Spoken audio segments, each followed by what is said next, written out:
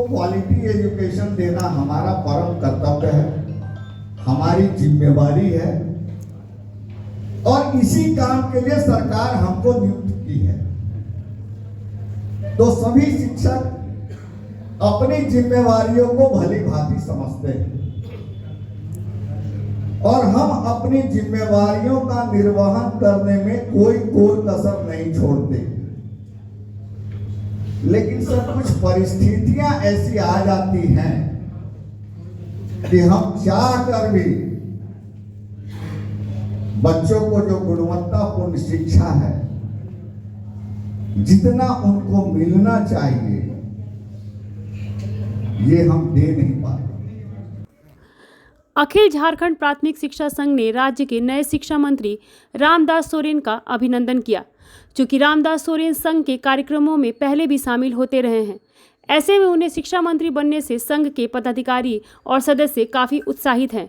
कार्यक्रम में संघ के पूर्व प्रदेश उपाध्यक्ष एवं प्रदेश सलाहकार समिति सदस्य शिक्षक नेता सुनील कुमार ने शिक्षकों की विभिन्न समस्याओं को उठाया और उनके समाधान की मांग की। उन्होंने कहा कि शिक्षकों को शिक्षण कार्य से अलग दूसरे कार्यों में शामिल करने के कारण बच्चों की पढ़ाई बाधित होती है और वे बच्चों की पढ़ाई पर सही तरीके से ध्यान नहीं दे पाते। पूरे राज्य की निगाहें आज पूर्वी सिंहभूम जिला और यहाँ के जो संगठन के पदाधिकारी हैं उन पर है। पूरे राज्य के सभी जिलों से ये मैसेज आ रहा है, फोन आ रहा है कि आपके जिले के शिक्षा मंत्री हैं, तो शिक्षकों की समस्याओं की बात उनके सामने रखिए और क्योंकि वो आपके स्थानीय हैं तो समस्या का समाधान का भी उन लोगों को बहुत आपसे अपेक्षा है। हम सभी शिक्षक हैं, बच्चों को क्वालिटी एजुकेशन देना हमारा परम कर्तव्य है, हमारी जिम्मेवारी है और इसी काम के लिए सरकार हमको नियुक्त की है। तो सभी शिक्षक अपनी जिम्मेवारियों को भली भांति समझते हैं और हम अपनी जिम्मेवारियों का निर्वहन करने में कोई कसर नहीं छोड़ते। लेकिन सर कुछ परिस्थितियां ऐसी आ जाती हैं कि हम चाह कर भी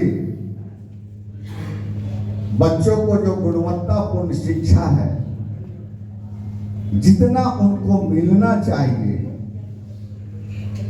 ये हम दे नहीं पाते। और सर ऐसा बात नहीं है कि हम जब बच्चों को गुणवत्तापूर्ण शिक्षा नहीं दे पाते तो उसका दर्द हमें नहीं है, हमें उसका दर्द होता है कि हम स्कूल आते हैं लेकिन बहुत सारे ऐसे ऐसे काम हमको जिम्मेवारियां दी गई हैं कि हमारा ध्यान और हमारा मुख्य फोकस जो बच्चों की शिक्षा पर होनी चाहिए थी, वो समय मेरा दूसरे काम में व्यतीत है। और ये बात मैंने सर 2020 में भी उसी मंच से आपके सामने कहा था। इसी दिसंबर महीने में जब हमको मालूम चला कि 16 तारीख से बच्चों की परीक्षा आयोजित है, तो हमारे सारे शिक्षक लग गए बच्चों का कोर्स कंप्लीट करवाने में और रिपीटेशन करवाने में। जो पढ़ाई हो भी चुका है उसका एक बार पुनरावृत्ति करवाने में। लेकिन सर दुख के साथ कहना पड़ता है,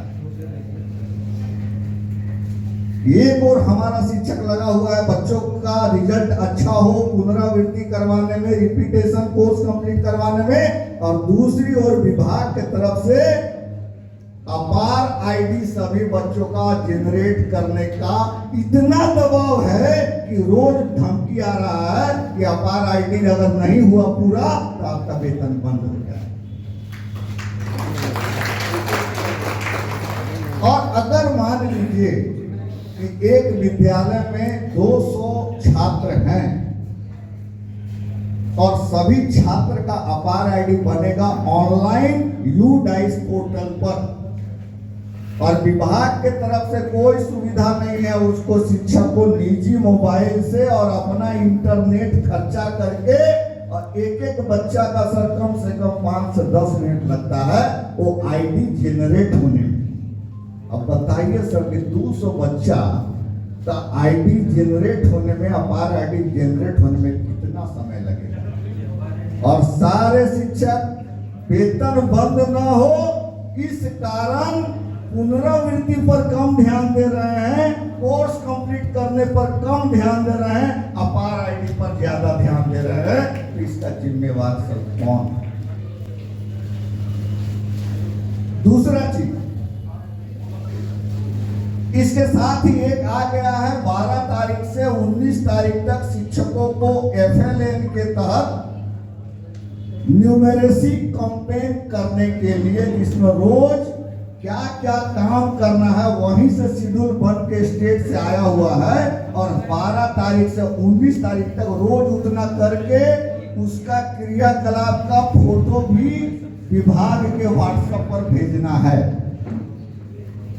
अब सर हम बच्चों को पढ़ाएं कि उसका पालन करें और फोटो खींचे, सर ये कैसे संभव है? इसी बीच में आ गया कि आप सारे बच्चों का आधार और बैंक खाता अगर नहीं खुला है तो इसी महीने खोल के दीजिए, जल्दी से जल्दी उसका रिपोर्टिंग कीजिए। तो ये परीक्षा के महीने में क्या अधिकारियों को पता नहीं है? क्योंकि उन्हीं अधिकारी ने परीक्षा का शेड्यूल निकाला है, तो उनको तो पता है कि इस माह हम बच्चों की परीक्षा लेने जा रहे हैं।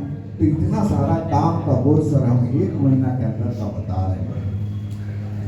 तो कहीं ना कहीं इस पर सर मेरा एक अनुरोध रहेगा कि अधिकारियों को भी जिम्मेवारी तय करने की जरूरत है। और इसमें सर आपका इंस्ट्रक्शन और आपका जो देख रेख है इस सब मामलों पर और आपका दिशा निर्देश ये सर बहुत जरूरी है। और एक आदत है अधिकारियों की, मेरे ख्याल से झारखंड में उस आदत और उस ट्रेंड को भी बदलने की आवश्यकता है।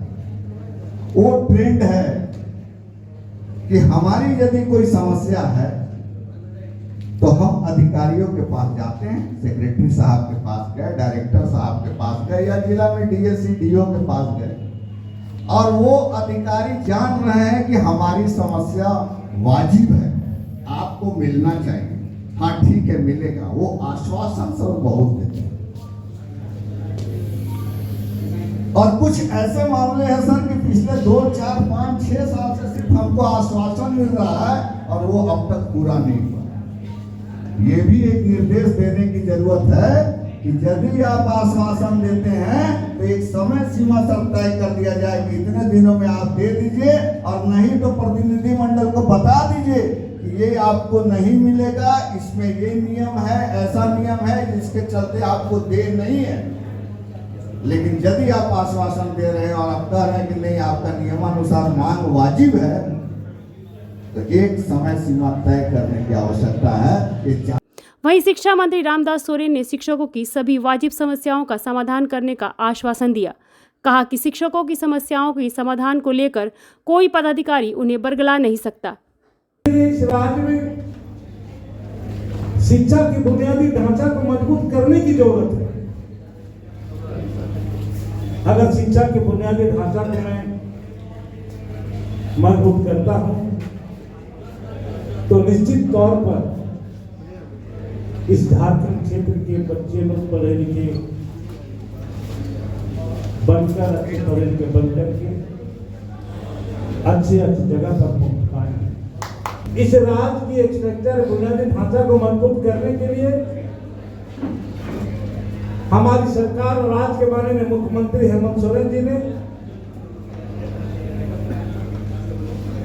CM school of excellence